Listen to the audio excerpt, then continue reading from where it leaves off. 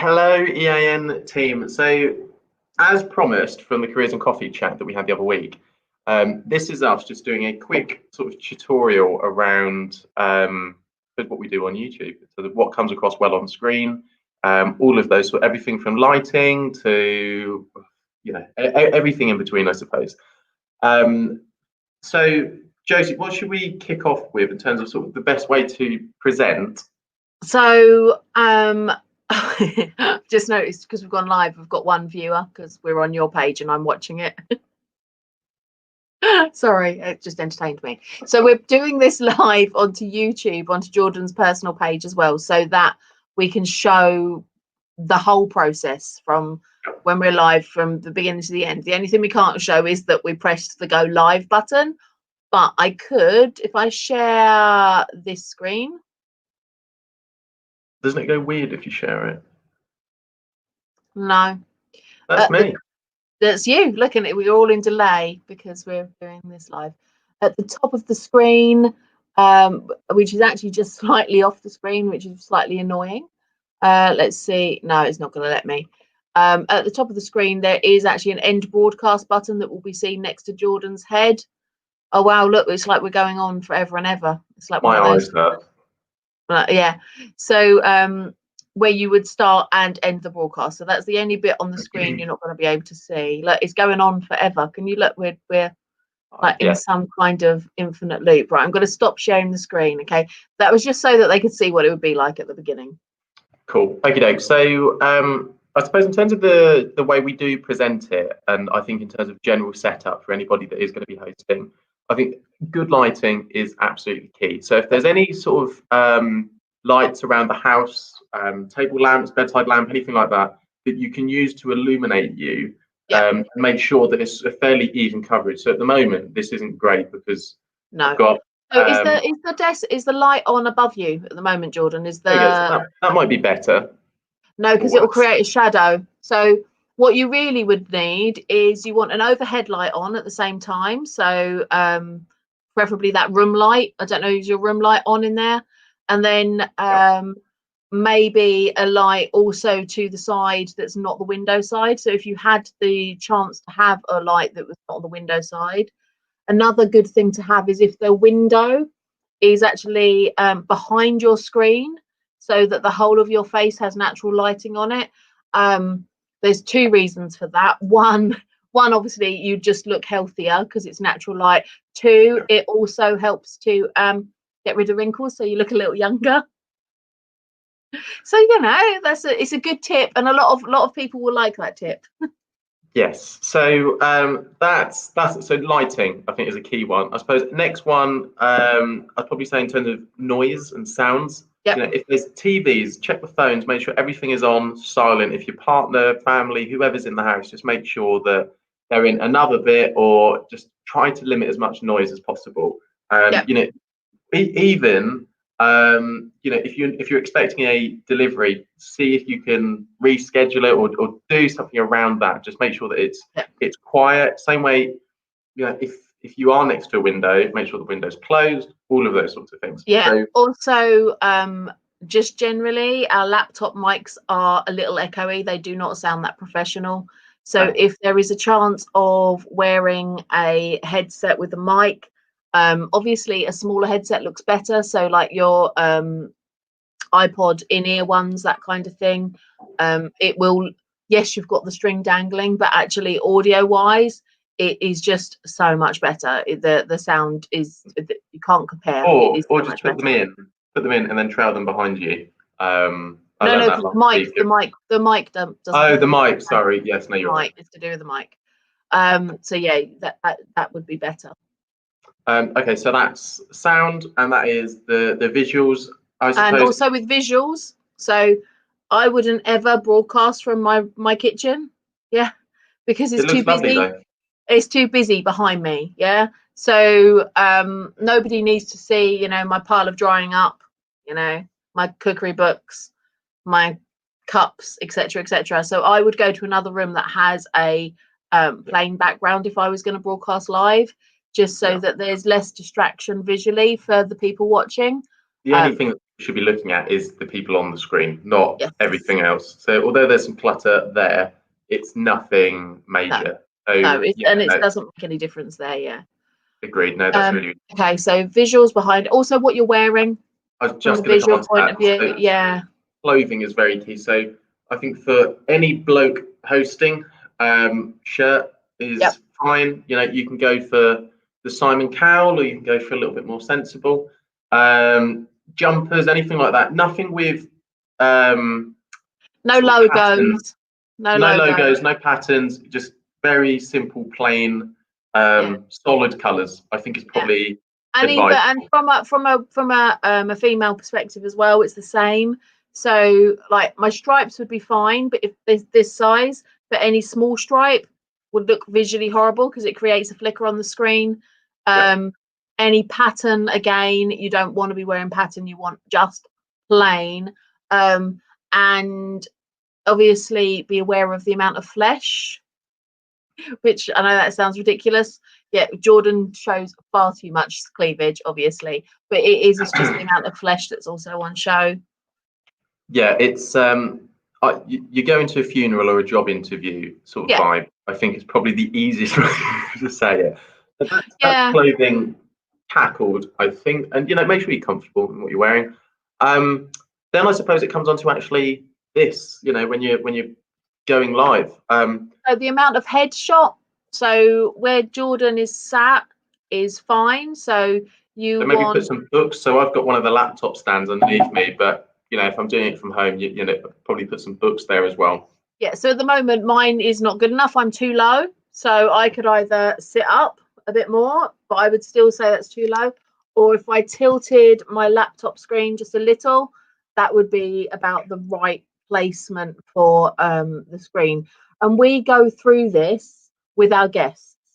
Yes. So, for example, that's not good enough, or this, or anything like that. And I love the one where it's just the top of your head. I always think it's great.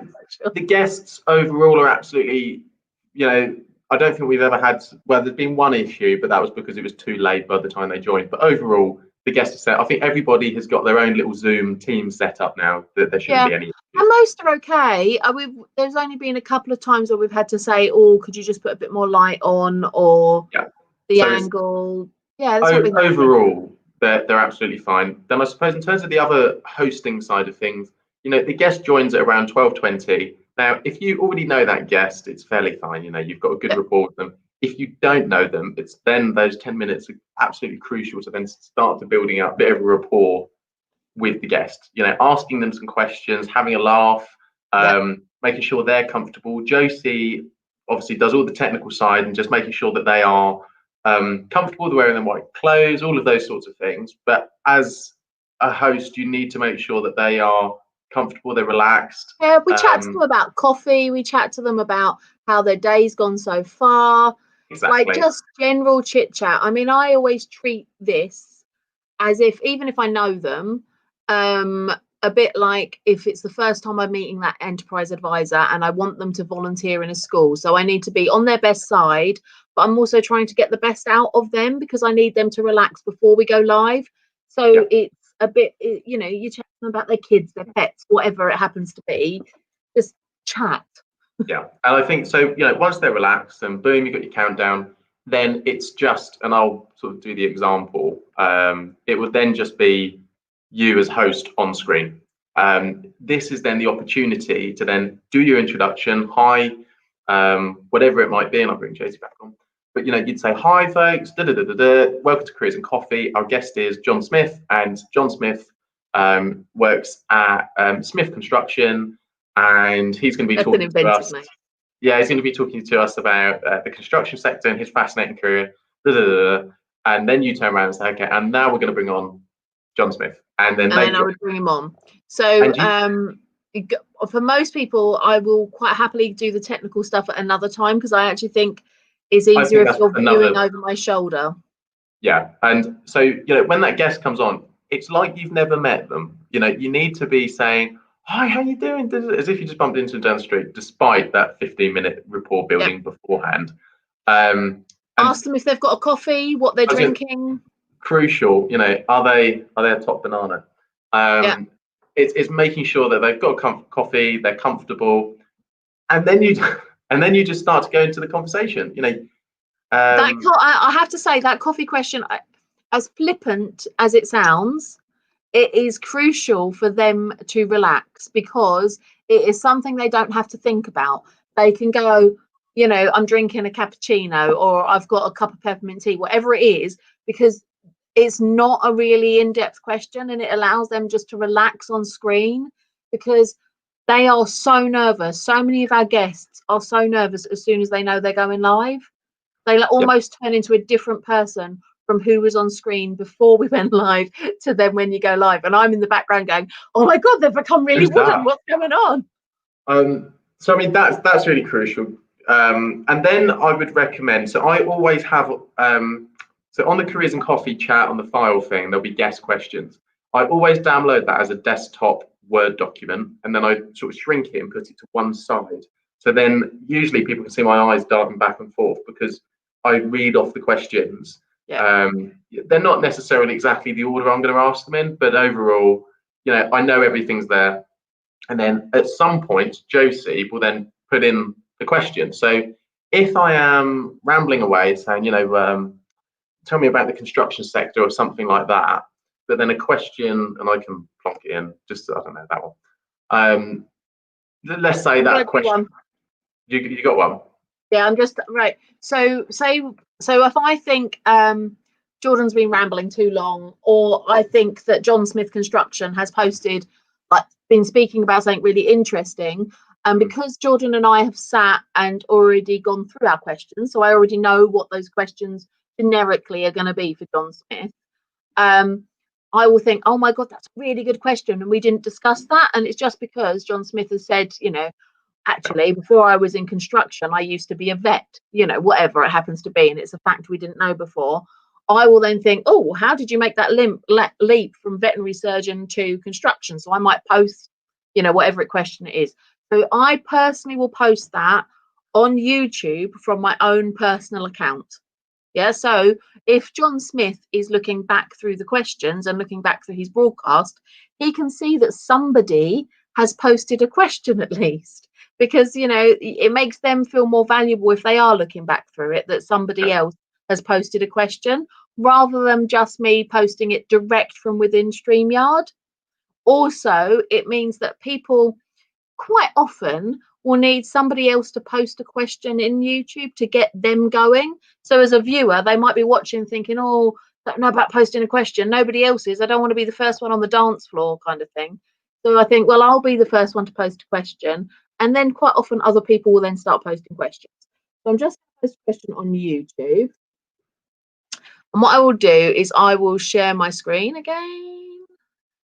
Okay, so what I have said previously is it's actually really good to have two screens, okay?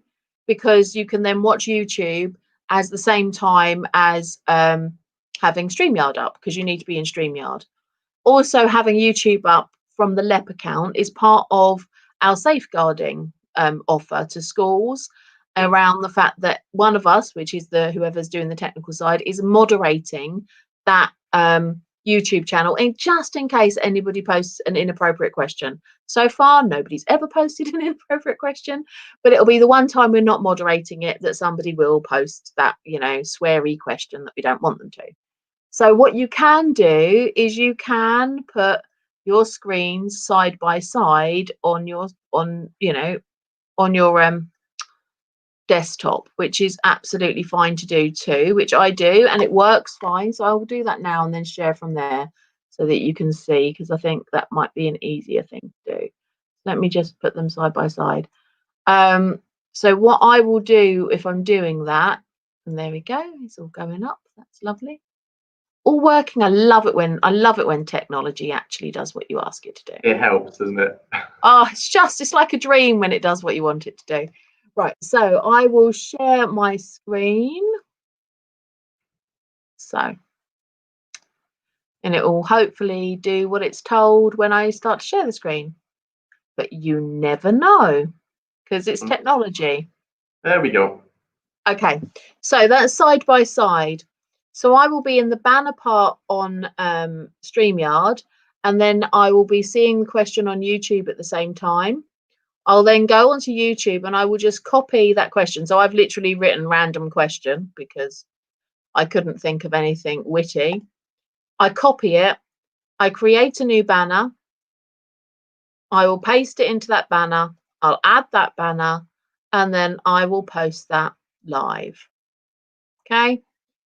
The reason we do it like that, rather than just rewriting the questions, is that we feel it looks better from a visual point of view, rather than just taking them direct from the comments section in YouTube, because otherwise it has that person's name and people like to stay anonymous.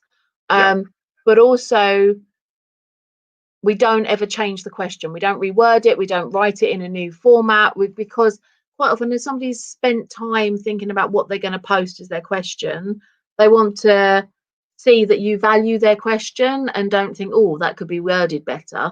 It also gives each person asking a question a different voice, because if you're rewording it, it's all from your own vocabulary and your own voice. This way, each question has just a slight different flavour because a different person's written it.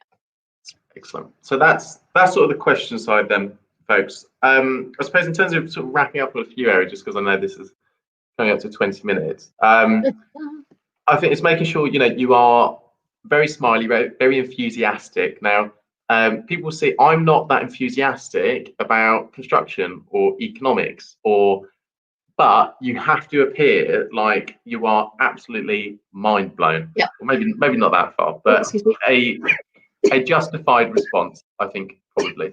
Bless you. Bless me. So yeah, making sure that you are smiley, that you are acknowledging what they're saying, not overly. Like, oh, wow, I didn't know that.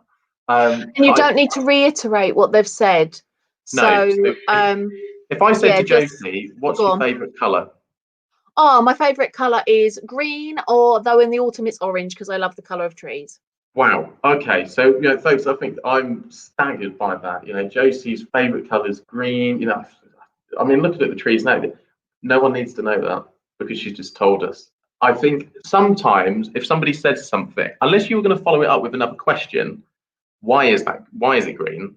As an example, then there's no reason to reiterate it. I think you just then say, oh, that's really great, thank you, and then move on to the next question, because then otherwise it sounds like you're just repeating what they're saying to fill space and time. I've been guilty of it on more than one occasion, but I think it's a tricky habit to try and get out of. So I think it's just acknowledging it, moving on to the next question. So making sure you're super smiley, acknowledging everything, and then towards the end of the interview, it's then thinking about, okay, well, if it's how do I wrap this up? There'll be, if get to one of the last more poignant questions, or you might have thought of something that's really engaging. You think, I've really got to get that across. So I know that many of you watched the one with myself and Dan English when I asked about BAME, and with Simon the other day around what he would do if he could change the way the government had handled coronavirus in terms of the economy. Factor their response in and make sure that you say, I need a quick response. Can you summarize this in 60 seconds? It then, in their head, they've then got a deadline, because they also see the little clock at the top there, which thinks, oh my God, I've got to get to this. So I think it's putting them in the frame of mind that this needs to be answered swiftly. Then after they've done that, summing up and saying, Josie, thank you so much for your time. We've learned so much today. And maybe picking up one thing that they've said that's really interesting throughout that whole conversation. Josie, I can't believe your colour's green. So, and then, thank them for their time, say goodbye, wait for them to say bye, and then they will come off. I always try to wait until they've said, oh, thank you for having me on, Jordan. I've had a really good time. It's really difficult to time that, because you don't want to take them off mid-speech. No, but sometimes they then start again. So sometimes they do get taken off mid-speech by accident. But I always wait until they've had a response that's before I then remove them. So once they've been removed, obviously, then you just do your, again, thank you so much for coming on. So this screen, thank you so much for them coming on. It's been great. Now, can you fill in our survey? Make sure you obviously include that. And let's say if it was, today, for example, it's Tuesday. we would then talk about Thursday's guest. So we've got Mark Aaron. He's going to be talking to us about all of his fantastic work in the creative sector. Similarly, if it is a Thursday and you're finishing the week, you would just thank 2 guest speakers that have came on that week, and then do a quick summary in terms of next week. Have a nice weekend. Goodbye, and then end the broadcast, which is button in the top right. And just make sure that you're still smiling, or that you don't say something, because you have to click it. You click end broadcast and says, "Do you want to do this?" Click it again, and then there's a lag of say 4 or 5 seconds. And just I make think sure it works. that It works better smiling. if the person in the background presses the end broadcast. Just because if Jordan is doing it, he's then looking around the screen to see the end broadcast button. So Yes. his visuals are not face forward talking to the audience. They're kind of looking, going, "Oh, where's that end broadcast button? Have I pressed it? Have I pressed it again?" So it's actually better if the person in the background is doing it. And when you do it, you can press it the first time. It doesn't end the broadcast. So I can press it now, and we will still be live. Okay. And then I can hover over that end broadcast button. I think it stays live for about a minute on the screen when you're hovering on it, until I know that he has just finished, and then I press it as soon as I possibly can at that point. Yeah. So don't wait and then do it, because it's a bit of a faff, because it's a double. It is a faff. Yeah. So that's overall. So that's sort of the end of it. I mean, that's pretty much everything from a hosting point of view. Be authentic, be yourself, be super smiley, make eye contact with the guests as best you can. Obviously, have the questions to one side, just so then you know what you're looking. Josie or whoever's producing it will then put at the bottom the questions, and it will go absolutely fine. I think it's just making sure you're authentic, you're acknowledging the guest, you make them feel like that they are the only person on screen, and they've got your undivided attention for the next 30 minutes. After that, I'm going to say, another thing is, when Jordan is live, he's actually slightly less articulate with his hands. So you have been gesturing a lot during this and talking with your hands. Yeah, but you don't when we're live. You generally have them on your desk or getting a cup of tea. Yeah, and you've got to make sure I've not got a let mug today, but you've got to get the branding in. For that one. So I would say try to stay as still as possible during your presentation as well, just so that you aren't distracting from what you're saying, but also from your guest, because if you are moving while your guest is talking, people are going to be looking at you rather than at your guest. Yeah, don't look like schizophrenic. Or dancing, or a bit of, what is it, Truman Show and drawing and going. Yes. So sorry. Is that everything? Do you think we've covered everything? I think so, yeah. I mean, other than the techie stuff, which happy to do with everybody individually, and then we've got our crib sheet. So that's it. Wicked. All right. Bye, folks. Bye. I'll end broadcast.